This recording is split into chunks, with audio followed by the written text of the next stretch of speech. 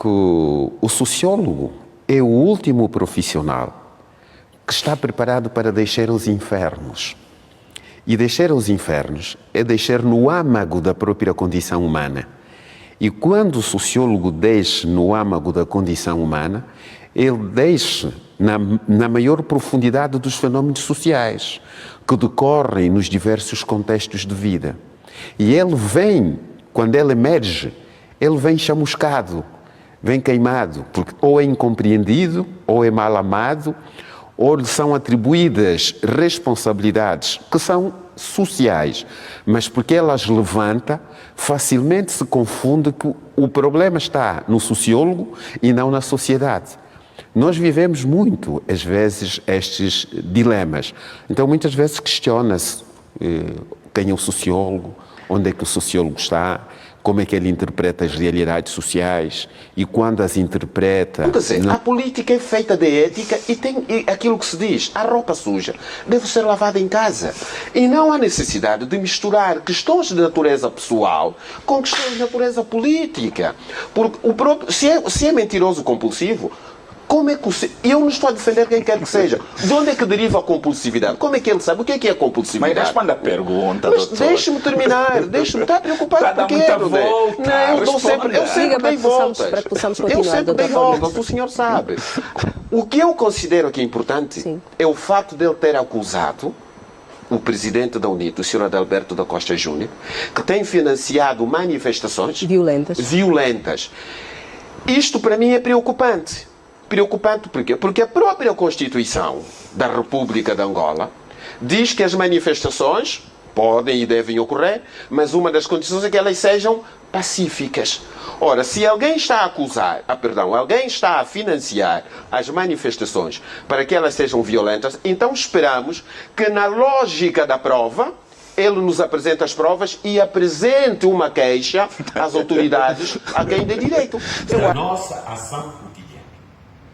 Viver a ética é sim. Mas também não podemos esquecer que a ética sofre a influência social dos contextos sociais em que nós estamos ou em que nós vivemos. Então vocês vão sofrer esta influência, boa ou má. Muitas vezes vocês serão tentados, mas a ética só funcionará se o vosso caráter, a capacidade de autodiretividade, a capacidade de autotranscendência for maior que a vontade de receber as coisas que vos queiram dar, simplesmente porque alguns acham que a ética perdeu sentido. Não importa se sejamos pobres ou ricos, o mais importante não é ter, é saber ser. Nós podíamos falar aqui da ética das virtudes, da ética das finalidades, da ética da deontologia. Eu tenho tomado o exemplo de um bancário que conhece todos os princípios jurídicos normativos do trabalho ou do contexto em que ele está. E ele sabe que o dinheiro, a massa monetária que entra naquele banco não é seu. E ele, por uma questão de deontologia e medo de ser punido, ele não mexe. Mas a ética não pode ser acompanhada do medo. A ética deve ser acompanhada da autonomia moral do pensamento. Dr. Laurindo Vieira, quero ouvi-lo também sobre este assunto, e a questão que lhe coloco é exatamente a mesma que coloquei ao Dr. David Mendes. Rui Galhardo faz graves acusações ao presidente da UNITA. Duas delas, e vou citá-las agora, são o facto de afirmar ser um mentiroso compulsivo, a questão da nacionalidade e a questão da nacionalidade e a questão de não ser engenheiro, tal como diz. A minha questão é a seguinte: há algum problema em liderar-se um partido sem se ter a licenciatura, ou o problema está no facto de ele assumir uma coisa que não é? Bem, a questão que me coloca, não há problema nenhum em assumir-se um partido ou até a presidência da República não sendo licenciado. Então qual é o problema aqui? Vamos procurar abordar, eu vou procurar abordar as questões numa perspectiva mais técnica. Eu ouvi a conferência da imprensa, acompanhei a conferência da imprensa e devo dizer, por consciência própria e de forma técnica, que não gostei. Não gostei porque o senhor Rui Silva, eu não o conheço, também não conheço o senhor Adalberto da Costa Júnior, falo por uma perspectiva até que não conheço nenhum deles, mas fiquei escandalizado pela forma pouco ética como ele se dirige ao seu presidente. Não fica bem. A política deve ser feita com ética, com princípios. Estes valores que enobrecem... Mas, doutor, eu não o incomodei. Doutor, as pessoas querem ficar no muro. Eu não estou no muro. Então fala, ela fez uma pergunta muito direta. Doutor David Mendes, muito direta. Nós temos dito em ciência que não se deve tomar o lugar do morto. O vivo não toma o lugar do morto. Por que é que está a tomar as doses da lenda? Deixa-me responder. Não estou no muro. Então, o senhor quer que eu concorde consigo? Não, eu não quero que concorde. Então deixa-me falar. Eu estou a responder. Tem medo das redes sociais? Eu não tenho medo. Então responda. Eu não tenho problemas. O senhor tem uma agenda, eu não tenho agenda para o senhor. Deixe-me terminar. Deixe que o doutor Laurindo Deixe-me terminar. Por que é que está preocupado? Doutor Laurindo, faz favor. Vou responder, sim, senhor. Ok. Não se preocupe. E o que eu estava a dizer, apesar de me cortar o raciocínio, mas não perder o sentido lógico, é que a política deve ter ética. E neste sentido, o senhor Rui Silva não foi ético ao falar do seu presidente, tal qual ele falou. Porque quando nós olhamos para um partido político, o que é um partido político? Um partido político é uma instituição por excelência onde passa a ação política. E aqui é uma experiência, eu vou só dizer o seguinte, Leda. Se nós olharmos para a história de Roma, do Império Romano, quando Júlio César, imperador de Roma, foi morto, havia naquele grupo dos assassinos um indivíduo que se chamava Bruto, que era seu filho. E foi ele que acabou com a vida de César, de Júlio César. Júlio César, na agonia da morte, vira-se para o filho e diz: tu também, meu filho. E as consequências começaram depois. Bruto foi visto como traidor. E a partir dali todo mundo separou-se do Bruto, porque dizendo, se ele foi capaz de fazer isso ao seu pai, o que é que ele fará aos outros? Então, quer dizer, a política é feita de ética e tem aquilo que se diz, a roupa suja deve ser lavada em casa. E não há necessidade de misturar questões de natureza pessoal com questões de natureza política. Porque se é mentiroso compulsivo, como é que eu não estou a defender quem quer que seja. De onde é que deriva a compulsividade? Como é que ele sabe? O que é compulsividade? Mas responda a pergunta, mas doutor. deixe-me terminar. Deixe-me estar preocupado com quê? Não, eu sempre dei voltas. Eu sempre dei voltas, o senhor sabe. O que eu considero que é importante é o fato de ele ter acusado o presidente da UNIT, o senhor Adalberto da Costa Júnior, que tem financiado manifestações violentas. Isto para mim é preocupante. Preocupante por quê? Porque a própria Constituição da República de Angola diz que as manifestações podem e devem ocorrer, mas uma das condições é que elas sejam pacíficas. Ora, se alguém está a acusar, alguém está a financiar as manifestações para que elas sejam violentas, então esperamos que na lógica da prova ele nos apresenta as provas e apresente uma queixa às autoridades a quem dê direito.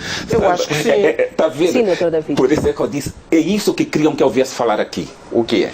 Isso que o doutor está a falar, dar volta, não estou a dar volta, não estou a embelezar. Não chocar. Não se trata de não chocar. Depois terá represália. Represálias de quem?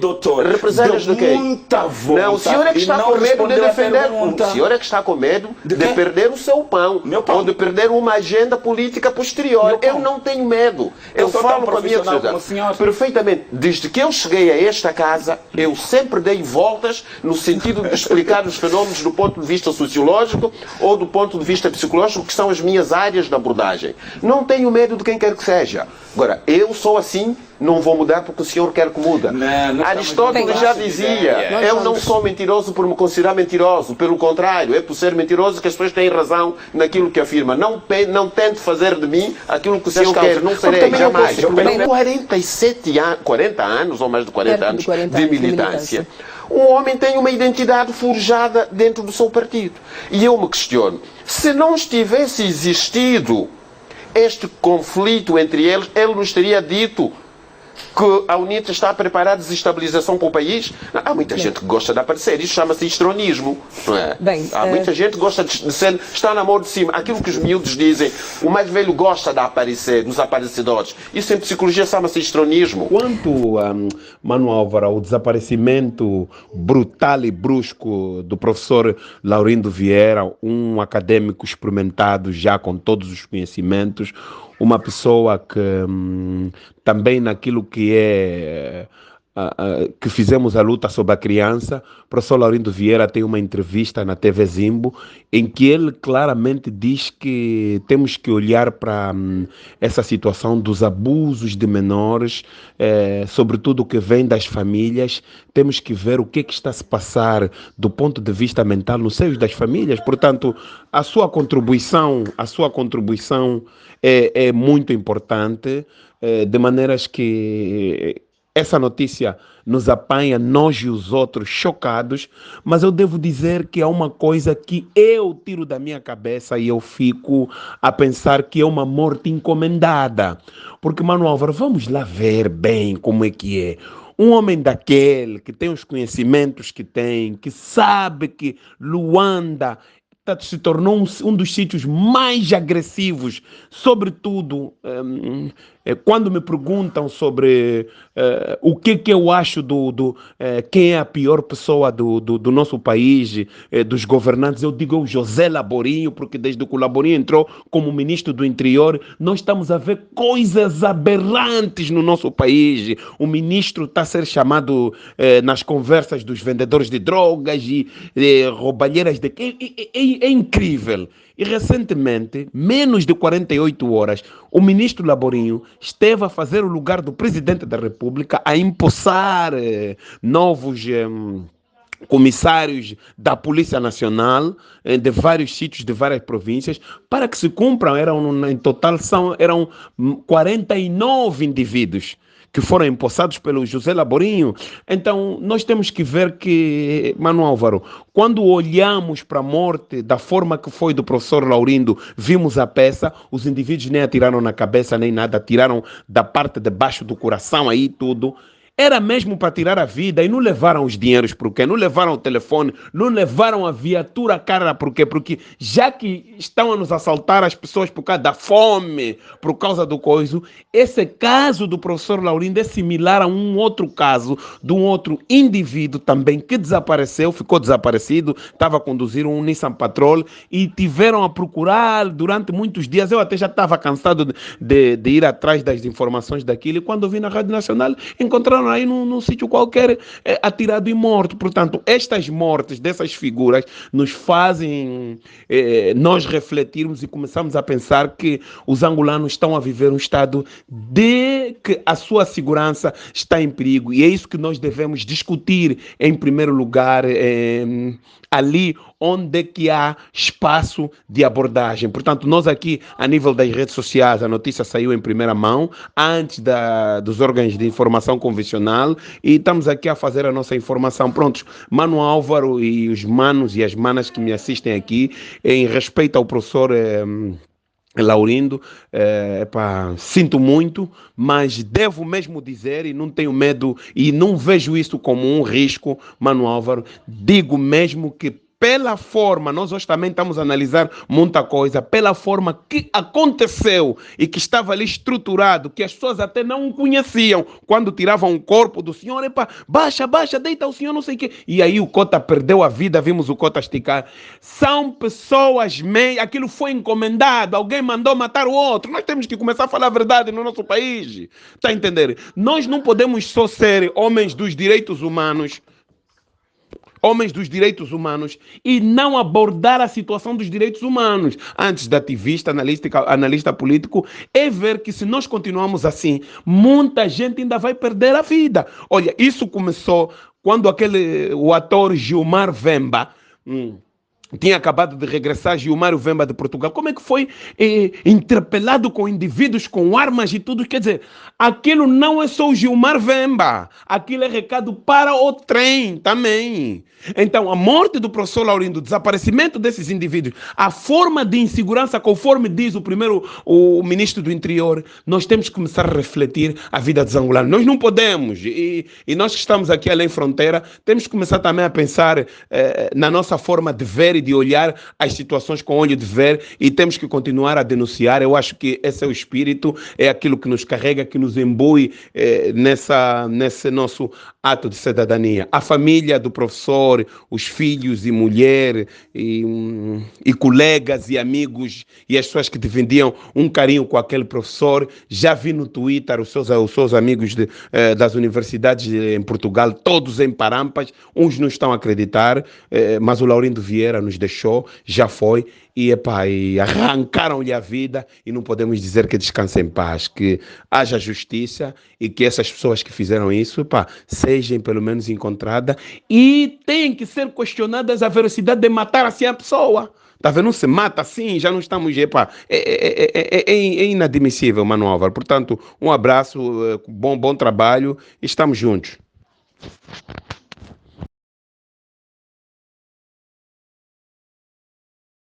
Se viram duas novelas, isto é em função da idade, vocês são muito novos. Pois, a pergunta tinha assim algum toque, não é? Vocês recordam-se daquela música do Newton César, Recebe as Flores? Sim. Recebe as flores, filho.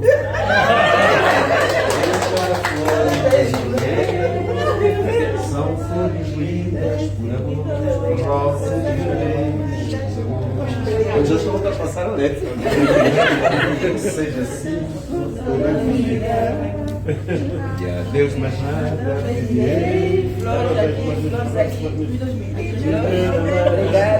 Querida, mil vezes querida, eu já na terra nascida. A namorada que sonhei. Recebe as flores que eu vos dou. Mas estava para Roberto Carlos, detalhes. Sim. Se mostra um bocado a sua vida. Detalhes tão pequenos. Recebe as flores que eu dou.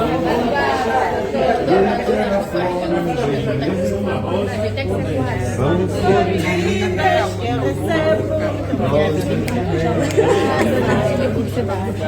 Mais do que Wilma, vem aqui. Caríssimo. A Wilma e ela já tem? Sim. Obrigado.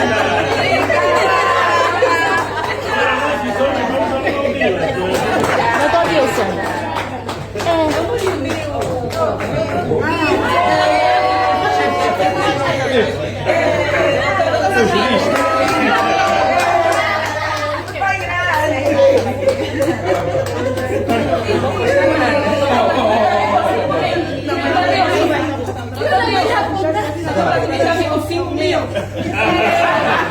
Não, eu dei, dele esse tempo. Muito obrigada. Doutora Roberto, umas palavrinhas em nosso nome, por favor. Obrigada, doutor Dilson.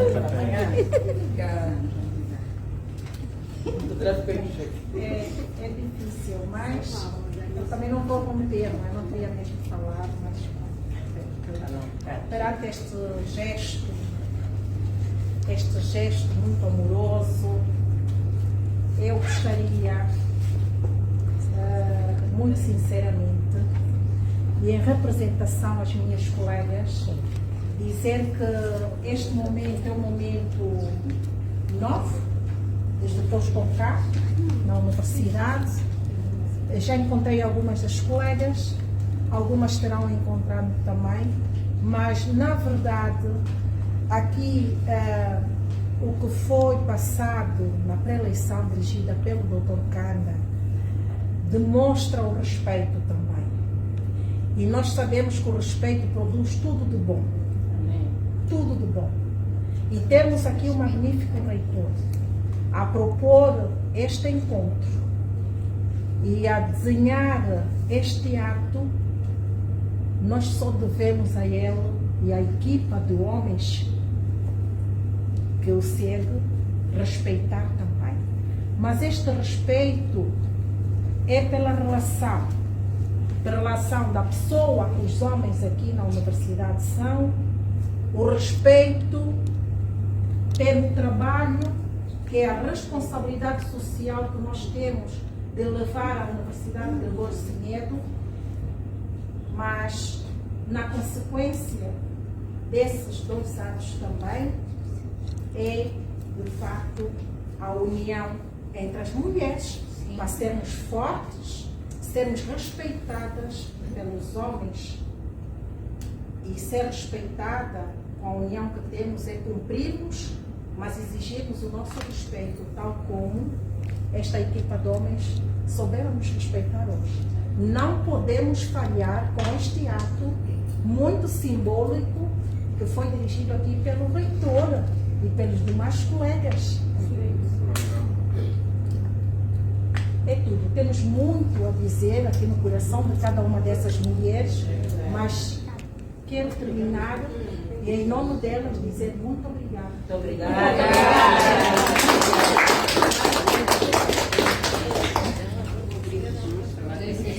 Terminamos? Sim.